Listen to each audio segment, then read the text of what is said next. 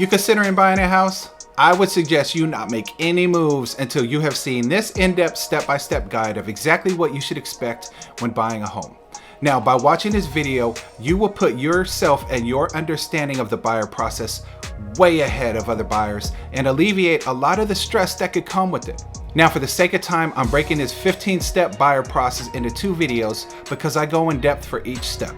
The first video will be all about the steps all the way up until an offer has actually been accepted. And the second video will be about the steps after the offer has been accepted and you've moved on to the escrow stage. By the way, I'm Andre Eastman, aka Dre, your Cali Valley Realtor, and the only one offering this level of service to my clients. So save this video for future reference because it'll be the most in-depth look at the full home buying process you will find that I know you'll get a lot of value from. All right, let's go ahead and do this. Step 1, are you financially ready? So the first step to buying a home is figuring out if you're financially ready for the level of commitment required of home ownership. Do you have sufficient income to buy a house? So if you're on salary, you will want to consider whether or not 30% of your income can go towards a mortgage payment. So when you eliminate your rent from the picture, what does an average 30% of your gross monthly income look like? Now, gross is before taxes and deductions are taken out. Now, if you're paid hourly, you would want to consider if you get consistent hours because lenders are going to look at whether or not your hours fluctuate and take that into consideration because it's harder to determine how much you could get pre-qualified for if your hours fluctuate. So you're going to want to consider that. Now, in regards to your income, lenders are going to want to see a couple of pay stubs as well as a copy of your W-2s because they will want to verify your income.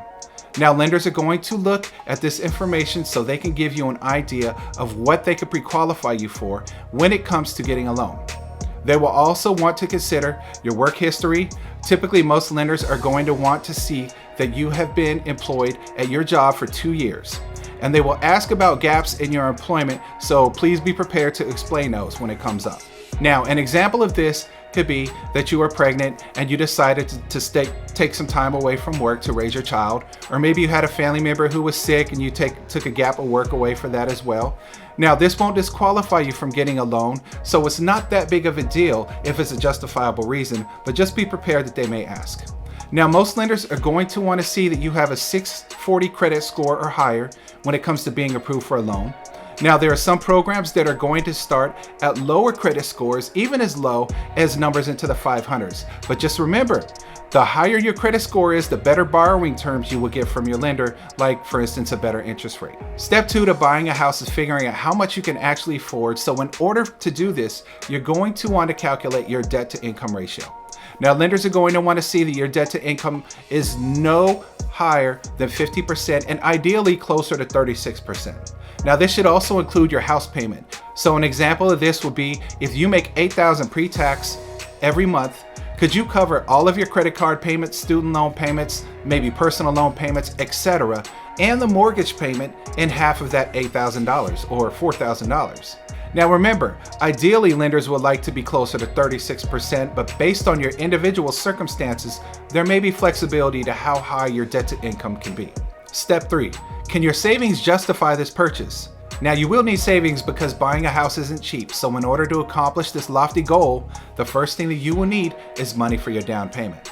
Now, down payments typically start from 3% and go up from there, depending on the type of loan you get. And this will need to be paid at the closing, okay? This down payment is going to be a percentage of your purchase price, but along with that, you will also need money for closing costs. Now, closing costs are typically around 3% of the purchase price as well. So whether you get a 3% down payment for a conventional loan or a 3.5% FHA loan, and then another 3% on top of that for the closing costs, you're already looking at about 6 to 6.5% of the total house price that you will need to have saved up in order to buy the home. So if you're looking for a $500,000 house, for example, just between the down payment of 3% and closing costs of 3%, which will be 6%, you will need $30,000 saved up to put towards purchasing your house. So having savings is very important and something that needs to be planned for before deciding to buy a home. Now, you may have access to down payment assistance in some cases, and there are some types of seller concessions that you may be able to negotiate that can help you offset some of the closing costs. So if you're really serious about buying a home and a little short on the cash, you may have some options. Step 4 is to hire a great realtor. You're going to want to get yourself a realtor who's a buyer agent that represents you exclusively. If you're driving around looking for homes and happen to call the phone number on a housing sign, you are going to reach the seller's agent. I would suggest not to use this agent to purchase the home with. Although it's legal to represent both the seller and the buyer at the same time in a transaction in California, this is called dual agency. The problem is it's not advised because they are looking out for the best interests of the seller and may have a hard time negotiating on your behalf when they already have a vested interest in looking out for the seller and the fiduciary duty to them. So make sure you use a realtor who will represent you exclusively on only one side of a transaction. Now, this agent will come as a free service to you, and the buyer's agent only receives compensation once they help a buyer find a home which ends up in a closed transaction. Now, when you're looking for an agent, you want them to be familiar with the area because area knowledge about the market is important, and you definitely want someone who is easy to reach and will keep you in the loop all the way through the process. Now, you may also have lots of questions, so you're going to want an agent who's responsive to your needs as a buyer and willing to answer questions and explain them until you understand. There's nothing worse than hearing stories about clients who had agents in the past who didn't let them know what was going on, were hard to get in contact with, and just made the process of purchasing a home much more difficult than it really needed to be. Now, you're also going to want to make sure you like your agent. They will become your best friend for a while through this short window of your life, and you should feel comfortable talking to them, maybe venting to them, and having confidence that they're looking out for your best interests at all times. Now, for anyone who's looking to buy outside of the Central Valley area of California, I'm going to help you find a great agent in the area you're looking to buy. I have attached a link in this video description called the Homebuyers Agent Finders Form under the Homebuyer tools to help you out. Just fill this out. It'll take you a whole 20 seconds with your name, contact information, the area you're looking into, and we can connect you with a great agent in that area. So if you need help finding an agent to walk you through the buying process while you transition to a new place, I got you. Again, the link is called the Homebuyers Agent Finders Form under the Homebuyer tools in the video description. Now that you have found yourself a great agent, let's move on to step 5. Step 5. Get pre-approved for a loan. Now, the most critical step in the buying process is to get a loan pre-approval. A loan pre-approval lets you know your maximum purchase price, and it shows sellers that you're serious and you've already got your financing taken care of, so you're ready and willing to buy. Now, there are several different types of loans that you can get pre-approved for as a home buyer, and here's a nice tip to consider as well.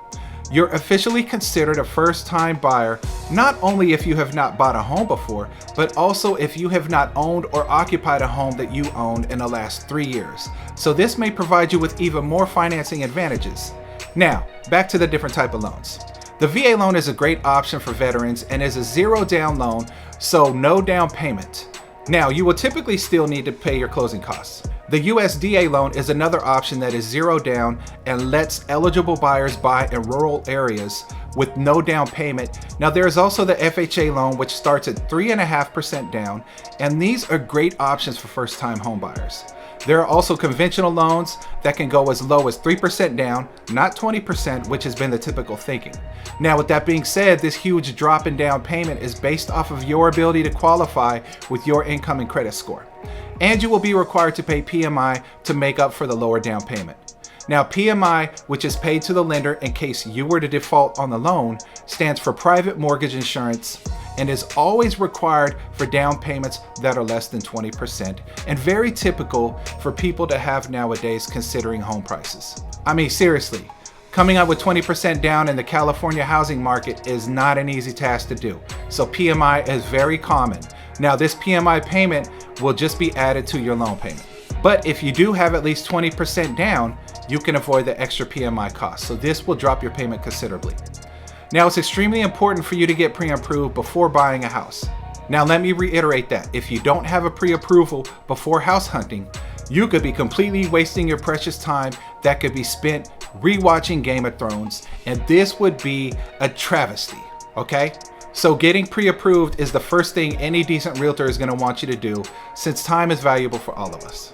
Now consider this, just because a lender says you can afford a certain price point does not alleviate you from using your own discretion as to what you can realistically pay.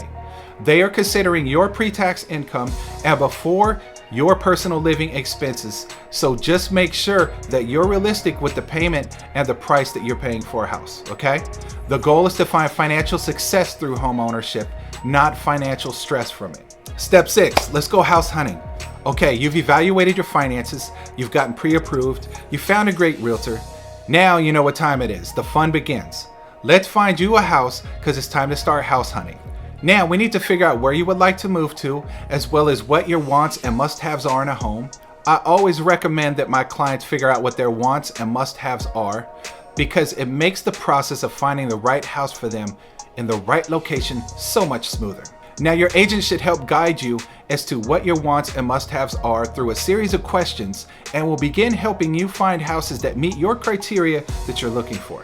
Now you can also begin looking around yourself and sending your agent properties that you like, so you can begin to make a plan to privately tour these homes that you have an interest in. Step 7, put in the offer. Now once you find that beautiful home that just totally works for you, we are off to step 7, making an offer on it. Now I would advise here that if you find a home you like that also checks off your must-haves list, you make an offer on it. If it works for you, it may also work for someone else, and you don't want to lose out from the next buyer who beat you to it because they were willing to jump while you hesitated, okay? Now typically a seller's agent will respond back within 48 hours, yet the seller has absolutely no obligation to respond back at all if they happen to feel slighted by your offer, okay? Now what happens in that case is that the offer just expires at the end of the deadline that is set between you and your agent when you guys put in the offer. So now the seller can accept your offer, they can reject your offer, or they can counter your offer with a different set of terms or price. Now, if they do accept your offer, you will then be going into the escrow phase of the transaction, which is the process of transitioning the home from their home ownership into your hands. Just for your information, from the time that your offer gets accepted till the day you're able to close on a house varies depending on a variety of factors. Now, I have seen closes done in less than 2 weeks and all the way out to 2 months, but typically it will take between 30 to 45 days. Okay, this is the end of the first video, steps 1 through 7. The next video, we will focus on the escrow phase of the buying process, okay? Now, if you have any questions on steps 1 through 7, let me know in the comments below and I will respond back. Now, don't forget the amazing level of service I offer my clients. So when you're ready to buy or sell anywhere in the Central Valley or need a great agent anywhere nationwide, let me know, I got you. I have access to a network of great agents from all over, so reach out and we can begin working on your smooth transition from wherever you are to wherever you want to go. Now like and subscribe if this video helped you. Thanks for watching, and I will see you on part 2.